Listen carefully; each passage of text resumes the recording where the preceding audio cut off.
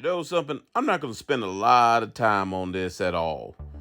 I was just watching because a friend of mine kept wanting me to watch VLADTV, which I don't watch hardly. I think the last time I gave it any serious views was the recent series of interviews he did with the wrestler New Jack. But I watched this one with Boozy, right? And he brought up the Jada Pinkett Smith, Will Smith thing. Vlad tried to kind of lead Boozy into kind of agreeing about, well, you take the age thing out. Didn't Jada Pinkett Smith do the same thing that R. Kelly did? Vlad actually asked him this in the video. It's on the one, if you want to look for it, it's on the one that says, R. Kelly cannot, basically saying Michael Jackson, Prince, and Stevie Wonder can't mess with R. Kelly. Totally different subject entirely.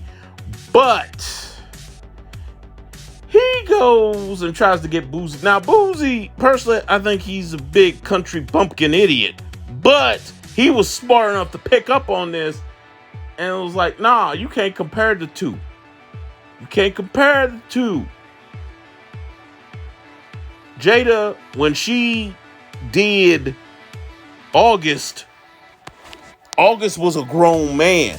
And then Vlad tried to trip him up again by saying, well, he's 27 now, but at the time it happened, he was like 23, 24. Boozy said, don't matter. He was still a grown man at that point. And that's what I was sitting there thinking. I'll actually agree with Boozy on that part. Jada Pinkett Smith, while she was way older than Boozy, even at that time, Boozy was still a grown man. What part of that do you not get?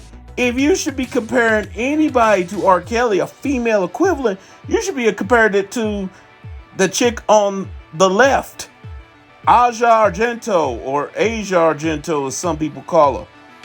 She's that chick that was in the film Triple X with Vin Diesel back in 2002. No, and I ain't talking about no porn. It was like some stunt action spy thriller thing. Anyway, I mean, if I recall, didn't that chick do a 17-year-old dude? As a matter of fact, if you hold up a second, let me get a picture of them two. Here it is. This is a picture of him and her together. This dude's name is Jimmy Bennett. This actually came out a couple years ago. She strongly denied it. But if you believe Jimmy Bennett's story, they worked together on a movie when he was 7 and she was about 27. He actually played her son in the film. And then 10 years later, around May 13th, 2013, he and a friend went to go meet her and have a talk with her. But then she made the other dude leave the room. And while they were alone, Bennett has alleged that she gave him alcohol, and during the alcohol, she pushed him back and actually went down on him, if you get my drift. Then the two had sexual intercourse, or to put it in the way I like to put it, she basically let him give her the penetration when he was 17. And get this, she was 37 at the time, if you believe his story. How come no one's comparing this chick to R. Kelly? If anybody should be compared to R. Kelly, it should be this chick, not Jada.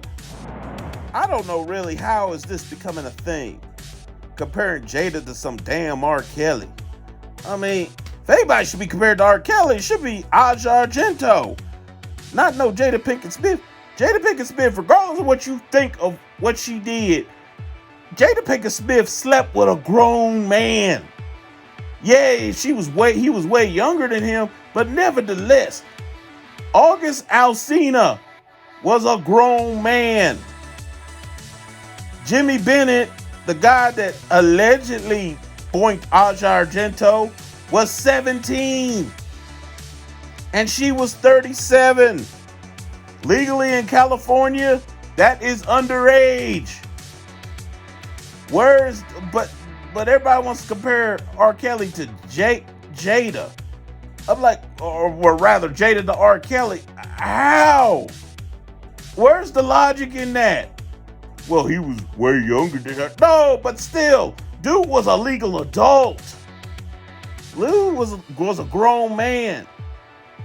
Jimmy Bennett was not, but I don't see the comparisons to Argento to R. Kelly. I ain't heard, no, even back then I didn't hear the comparisons, even though there should have been. Anyway, that's all I got to say on that. I'm out. And this is one more thing I want to say before I left on Nick Cannon. I heard some of his video that he said with Professor Griff, and while there was some truth to it, I'm just gonna say it. Brother, this ain't the time.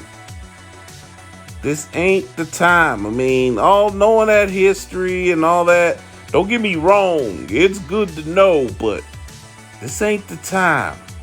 Got a pandemic going on. We got black people still out here being killed. And to me, if you ain't out here getting nothing done, getting some laws changed, getting something actually tangible done, then, you know, that pro-black rhetoric, you can miss me with that. Because quite frankly, y'all starting to sound like white supremacists. Well, ain't no starting. Y'all are sounding like white supremacists, quite honestly.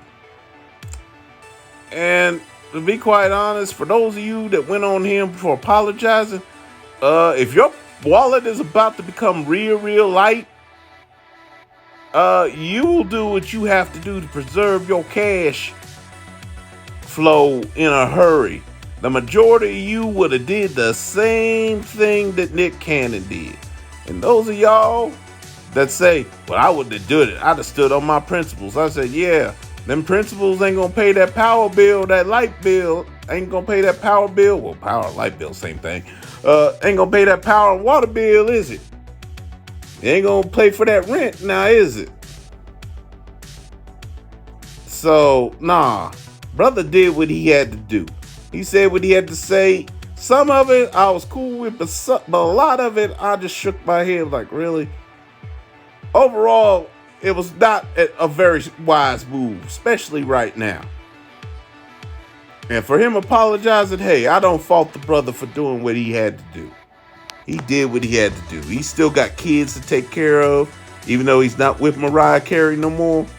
He still got kids to take care of. He still got his own obligations. So he did what he had to do. Plus, all of y'all that's going on him for apologizing, y'all ain't about to start a GoFundMe for him. Just saying. Now I'm out for real.